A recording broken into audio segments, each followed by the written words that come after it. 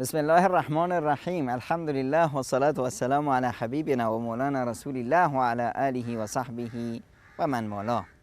سلام و صد سلام خدمت شما خوبان. عزیزان، اون زمانهای قدیم اگه یادتون باشه تو روستاهای ما، تو شهر ما امکان نداشت مهمونی بیاد گشنه بمونه. غریبه رو کسی تو شهر میدید، تو روستا میدید، اول سلام علیک، احوال پرسی خوب، آقا شما بچه کجایید؟ اومایون غریبه اید، امشب خونه مایی. اما امروز چی؟ امروزه نه، کسی غریبه رو میبینه آقا مواظب باشید، دزد نباشه، فلان نباشه، میاد پیشت که آقا من جایی ندارم، مسافرم، برو رستوران، برو نمیدونم مسافر خونه. وقتی ما شدیم بخیل، رستوران و مسافر خونه ها شدن پولدار.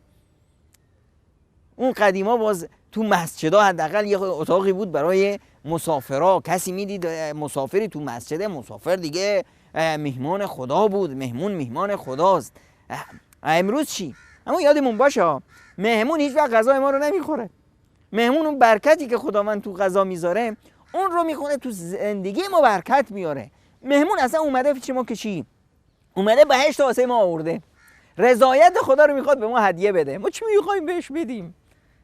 یه روز یه بنده خدایی اومده بود تو مدینه منوره، مهمونه.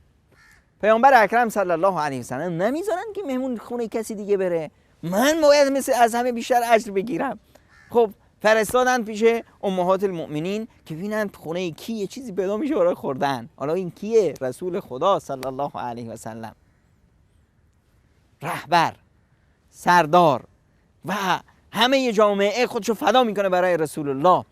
کسی که خداوند متعال در وصفش فرمودند که وجدک عائلا فاغنا، خداوند تو رو فقیر و نادار یافت و تو رو پولدار و ثروتمندت کرد. این آدمی که خداوند پولدار و ثروتمندش کرد تو خونه چیزی برای خوردن پیدا نمیشه. زاهد از این دنیا، نمیخواد چیزی، مال داره اما تو دستش نیست، مال تو دلش نیست، مال میده در راه خدا.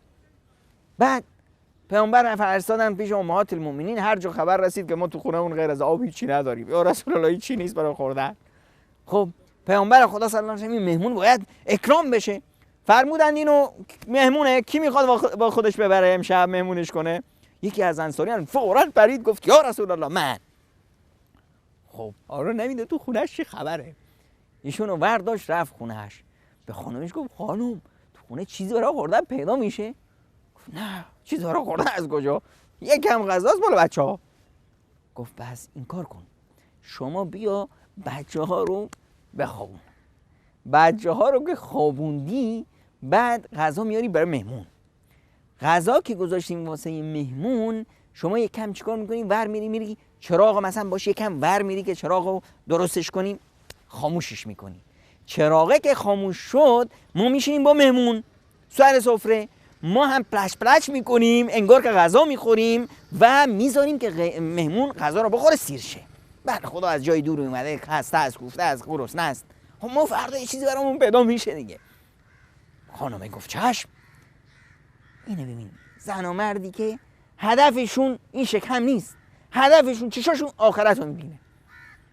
خب آوردن همین کارو کردن، گذاشتن غذا رو، چراغ رو خاموش کردن، بچه‌ها رو خوابونده بودن، مهمون هم خورد و اونا هم چلب نشسته بودن دهن تکون میدادن و مهمون هم با شکم سیر خوابید و اونا هم با شکم غرغر کنان گرسنه خوابیدن. صبح وقتی که اینو رفت به مسجد، پیامبر خدا صلی الله علیه و سلم از این انصاری استقبال کرد و با لبخند بهش گفت که لقد عجب الله من صنیعکم البارحه، خداوند از اون کاری که شما دیشب کردید خیلی خوشحال شده، کیف کرده. عجب الله، خداوند خوشحال شده از این کاری که شما کردید، واقعا گل کاشتید. و ببینید مهمون و حبیب خدا رو ازش استقبال کرد، خداوند این انسان رو دید، خداوند این کاری که ایشون کرد در نزد خداوند ارج داشت، منزلت داشت، که پیامبرش رو اطلاع میده که خود این همچنین موضوعی صورت گرفته. از آسمون وحی میاد برای پیامبر که فلانی مهمون داره، فلانی کاری کرده که خدا خوشحال شده. آیا ما با مهمونامون با دوستامون با خویشامون همچنین برخوردی میکنیم؟ اگه واقعا پس خوشا به حالمون که خداوند از ما خوشحاله.